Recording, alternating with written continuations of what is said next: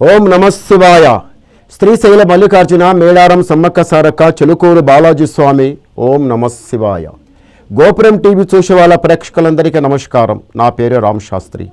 చెలుక జోషం అంటండి ఆ కాలంలో ఉంది, ఇప్పుడుంది, ఇక ముందు గుడిక నడుస్తుంది. చెలుక జోషం అంటే నిజముందండి, నమ్మండి, వినండి.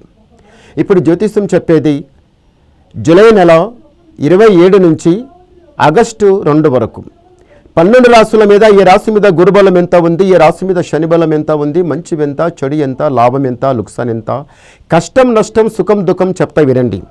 చెలికమ్మ, మీనం రాశి వాళ్ళ జ్యోతిషం, మీనం రాశి వాళ్ళ భవిష్యవాణి, మీనం రాశి వాళ్ళ గణితవాణి. చెలికమ్మ, మీనం రాశి వాళ్ళ భవిష్యవాణి ఎట్లా ఉంది? చెలిక మీనం రాశి వాళ్ళకి సాక్షితంగా రాధాకృష్ణ చూశారా? ఈ రాశి వాళ్లకు సాక్షితంగా ఈసారి శ్రావణ మాసంలో కళ్యాణమైన, కార్తీక మాసంలో కళ్యాణమైన, ఉగాది లోపల కళ్యాణమైన ఎవరిదైనా కానీ ఇట్లా సాక్షితంగా మీ జోడి ఎట్లా ఉంటుందంటే రాధాకృష్ణులు లేక ఉంటారు. ఎట్లా ప్రేమ ఉంటుందంటే మీరు లేకపోతే వాళ్ళు ఉండరు, ఆయన లేకపోతే మీరు ఉండరు. మీ ఇద్దరి మాట ఒకటే ఉంటుంది, భార్య భర్తల మాట ఒకటే ఉంటుంది. తొందరగా వెంటనే ఇల్లు కడతారు, ఇల్లు కట్టిన వెంటనే సంతానం వెంటనే అవుతారు. పిల్లలు, సంతానం, సంసారం, ఇల్లు, జాగా అందరితో కలిసి ఉంటారు మీరు. ఎవరు? మీనం రాశి వాళ్ళు ఫ్యామిలీతోనే మొత్తం కలిసి ఉంటారు. కళ్యాణం కాగానే వాళ్ళ ఇంటి లోపల ఎడబాసి వాళ్ళకు వద్దు అని దూరం అయితే ఉండరు, అందరితో కలిసి ఉంటారు. మళ్ళొకటి ఈ రాశి వాళ్ళ దగ్గర, మీనం రాశి వాళ్ళ దగ్గర ఏముందంటే మాత్రం కొంచెం తెలివి జ్ఞానం చాలా బాగుంది. ఏ మాట మాట్లాడినా సూటిగా మాట్లాడతాడు, హుషారి, తెలివి జ్ఞానం చాలా బాగుంది. ఈ రాశి వాళ్ళకు ఇంతవరకు వచ్చిన కష్టం నష్టం చాలా చెడ్డది, పోయింది అది.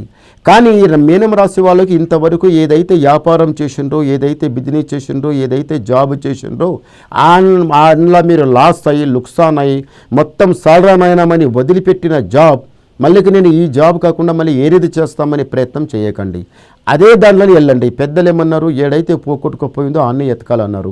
మీరు కూడా ఏదైతే దీంట్లో మీరు లుక్సాన్ అయిందో అందులోనే వెళ్ళండి, మీకు లాభం అవుతుంది, లుక్సాన్ కాదు. చేయి పెట్టిన పని కలిసి వస్తుంది. మీరు పైమెట్టు లెక్కుతారు, రాజా బతుకుతారు, సుఖంగా సంతోషంగానే ఉంటారు, మీకు జయం జరుగుతుంది. ఇంతవరకు పడ్డ కష్టం నష్టం చాలా ఎక్కువ. ఇప్పుడు కూడా చూడండి, ఈ దరిద్రం, ఈ ఒక్కటి దృష్టి కన్ను మాత్రం పోలేదు. ఎలా ఉందంటే ఈ కన్ను ఇంటి మీద చాలా చెడ్డగా ఉందండి. బరకతి లేకుండా అయిపోతుంది, పైసా చేతులు ఆగకుండా అయిపోతున్నది, మనసు శాంతం లేకుండా అయిపోతుంది. పొద్దునుంచి పోయి సాయంత్రం దాకా ఎంత కష్టం చేసినా, ఎంత తెచ్చినా దారికి ఆడికే సాలిపోతుంది, కానీ ముందుకు నడిచటం లేదు.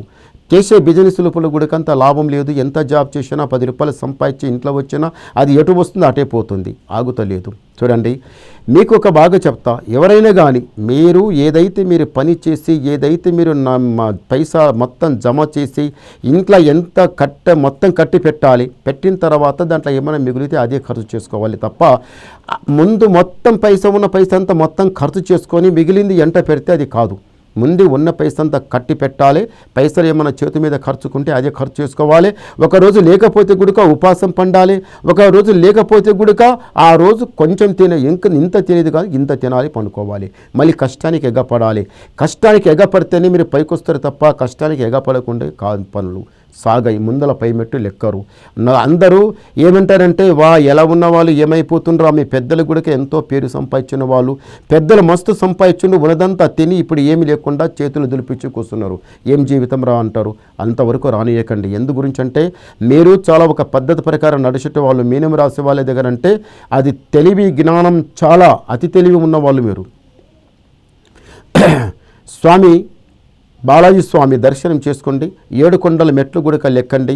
7 కొండల మెట్లు లెక్కి ఆ స్వామివారి దర్శనం చేసుకుని వచ్చిన వాళ్ళకి గండాలు గణంత్రాలు ఉండయి, చిక్కులు చిక్కాకులు ఉండయి.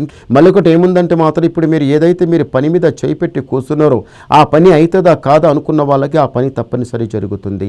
ఇంట్లో ఉన్న వాళ్ళందరూ చిన్న పెద్ద అందరూ ఒకటే ఐకమత్యంగా నడిచేది ఉంది. మీ దారిద్ర్యం శని బిని మొత్తం పోతుంది. కానీ ఇప్పుడు మీరు ఏదైతే పని మీద చేయిపెట్టి కూర్చున్నారో అది తప్పనిసరిగా అవుతుంది. ఇంటి మీద దారిద్ర్యం ఇక్కడ చాలా చెడ్డగా నడుస్తుంది. మళ్ళొకటి ఏముందంటే మాత్రం సంతానం గురించి, సంసారం గురించి, లైఫ్ గురించి. సంతానం ఎన్నో రోజుల నుంచి సంతానం కాకపోవడం, అది కాక సంతానముల ప్రాబ్లం రావడం, ఏదో నాగదోషము, కుజదోషము, దారిద్ర్య దోషం, ఏదైనా దోషం ఉన్నా కానీ ఆ దోషమంతా వెళ్ళిపోతుంది.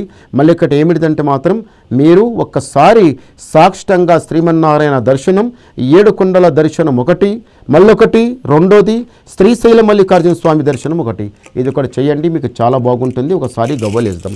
ఓం నమ శివాయ.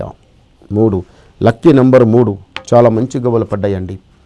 ఈ మీనం రాశి వాళ్ళకి సాక్షాత్తంగా మీనం రాశి వాళ్ళకు